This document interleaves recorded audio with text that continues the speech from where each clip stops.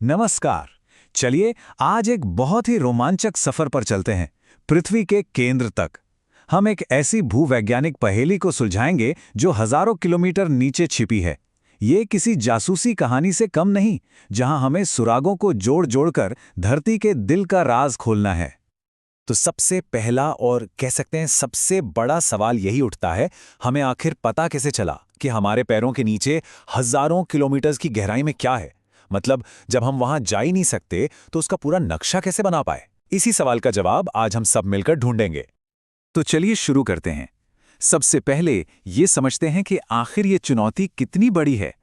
क्यों इतना मुश्किल है धरती के अंदर झांक पाना। अब जरा इस बात से अंदाजा लगाइए। इंसान ने आज तक जो सबसे गहरा गड्ढा खोदा है वो सिर्फ 12 किलोमीटर का है। सिर्फ 12। और धरती का केंद्र कितना दूर है? लगभग 6370 किलोमीटर।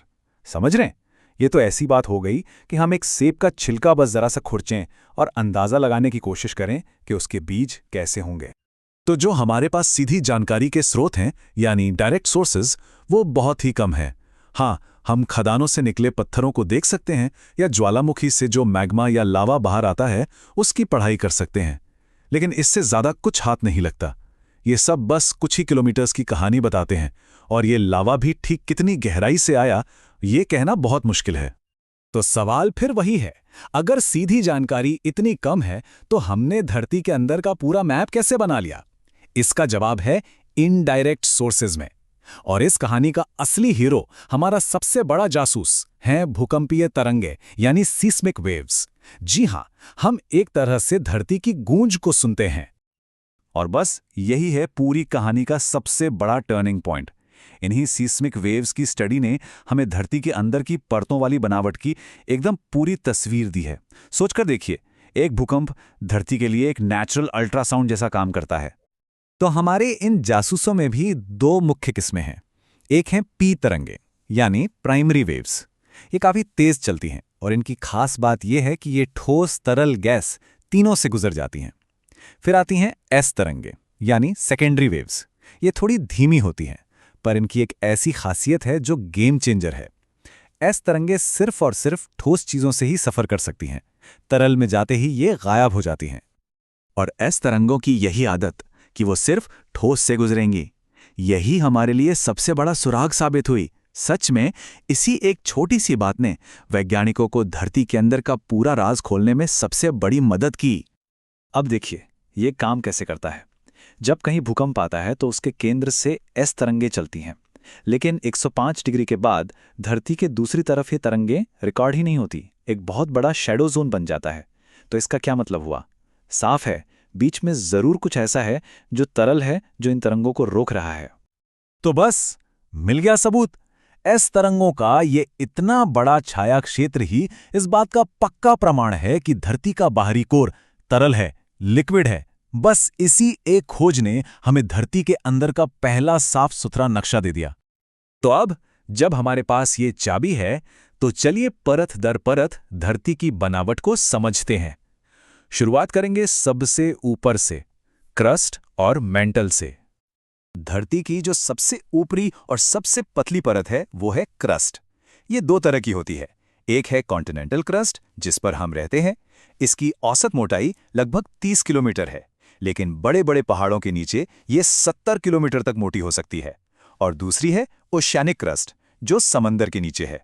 ये काफी पतली होती है, बस 5 किलोमीटर, लेकिन कॉन्टिनेंटल क्रस्ट से ज्यादा घनी यानी डेंस होती है।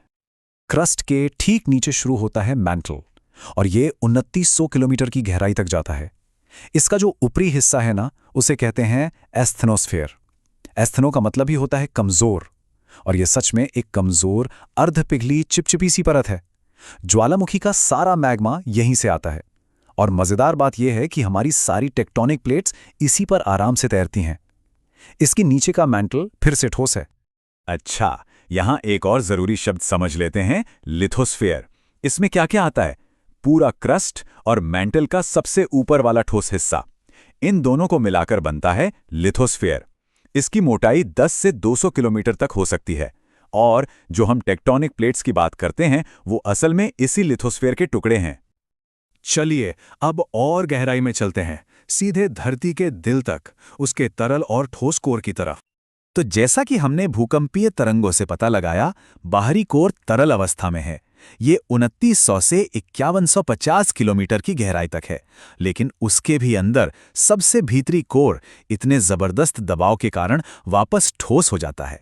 और ये पूरा कोर बना किससे है? भारी पदार्थों से, जैसे निकल और आयरन। इसीलिए इसे नाइफ लेयर भी कहते हैं। Ni निकल के लिए, Fe आयरन के लिए। और इस तरल बाहरी कोर का एक बहुत ही जरूरी काम है। ये माना जाता है कि इस पिघले हुए लोहे के घूमने से ही धरती का चुंबकीय क्षेत्र बनता है। वही चुंबकीय क्षेत्र जो हमें सूरज से आने वाले खतरनाक रेडिएशन से बचाता है, एक सुरक्षा कवच की तरह। तो ये था सफर धरती के अंदर का। अब चलिए इस सबको यूपीएससी परीक्षा के नजरिए से जल्दी से समेटते हैं। कौन सी बातें हैं जिन्हें बिल्कुल नहीं भूलना है? प्रीलिम्स के लिए कुछ तथ्य बिल्कुल याद रखने हैं। पहला, महासागरीय क्रस्ट पतली है महाद्वीपीय से। दूसरा, एस्थेनोस्फीयर वही कमजोर परत है जहां से मैग्मा आता है। तीसरा, लिथोस्फीयर मतलब क्रस्ट और मैंटल का सबसे ऊपरी ठोस हिस्सा। चौथा, कोर में निकल और आयरन है, यानी नाइफ। और हां, सबसे जरूरी, एस तरंगे सिर्फ ठोस चीजों से गुजरती हैं, इसी से उनका शैडो जोन बनता है। और मेंस के लिए इन सभी बातों को जोड़ना होगा, जैसे कि एस वेव शैडो जोन कैसे तरल बाहरी कोर को साबित करता है, प्लेट टेक्टोनिक्स में एस्थेनोस्फीयर की क्या भूमिका है, तरल बाहरी कोर और धरती के चुंबकीय क्षेत्र का क्या कनेक्शन है, और हां, जानकारी के सीधे और घुमावदार स्रोतों में क्या फर्क है। ये सारे कॉन्सेप्ट्स एकदम साफ होने चाहिए। भूगोल के ऐसे ही और साफ और परीक्षा केंद्रित विषयों को समझने के लिए mission civil services YouTube channel को सब्सक्राइब करें, और अगर ये जानकारी पसंद आई तो इसे लाइक करना ना भूलें।